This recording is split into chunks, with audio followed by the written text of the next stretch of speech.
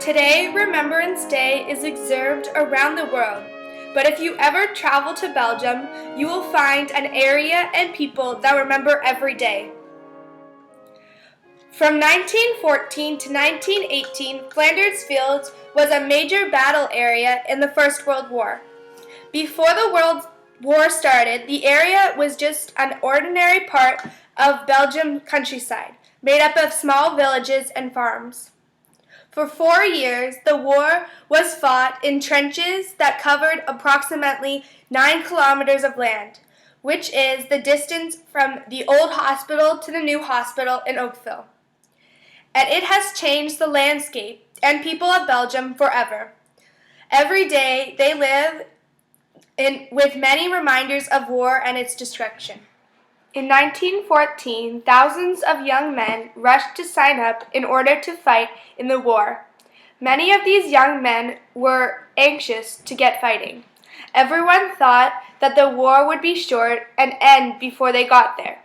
In fact, there were even boys as young as our grade 8 students that lied about their age so they could go and fight in Europe.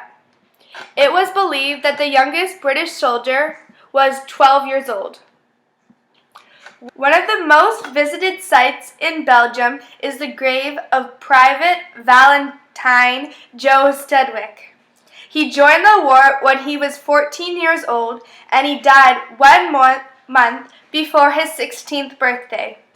His death became a symbol of the shameful use of such young boys in war.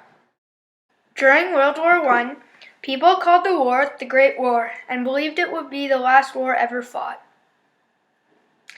Sadly, that is not true. Visitors to Belgium today go and pay their respects to these soldiers in many cemeteries.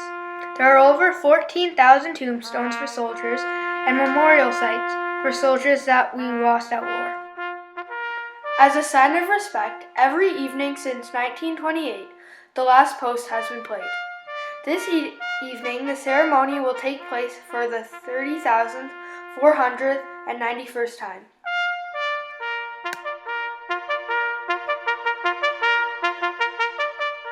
One of the most impressive monuments in Flanders is the Canadian monument called the Brooding Soldier, which stands at Vancouver Corner. It is a tribute to those that experienced the first gas attack in April of 1915. When you stand at the Canadian monument, you are actually standing on Canadian soil.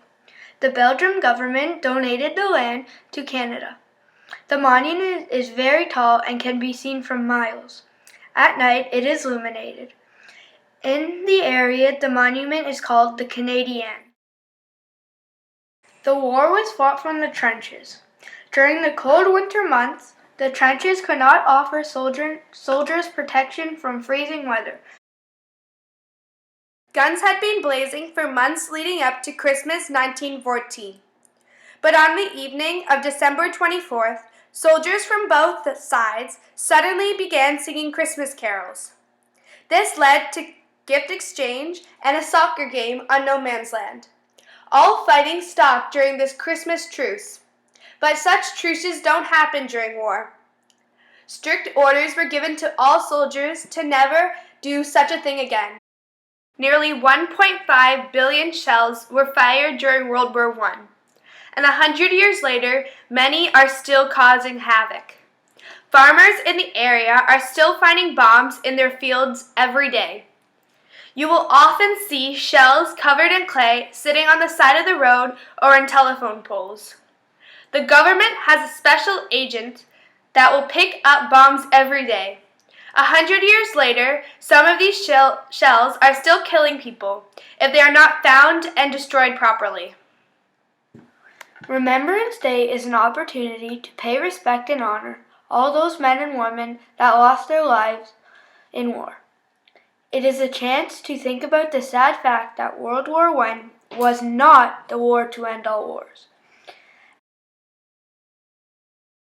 We remember and pay respect to families and friends who lost their lives fighting in all wars. We also remember the thousands of brave men and women who today continue to put their own lives at risk to protect our rights, freedom, and way of life.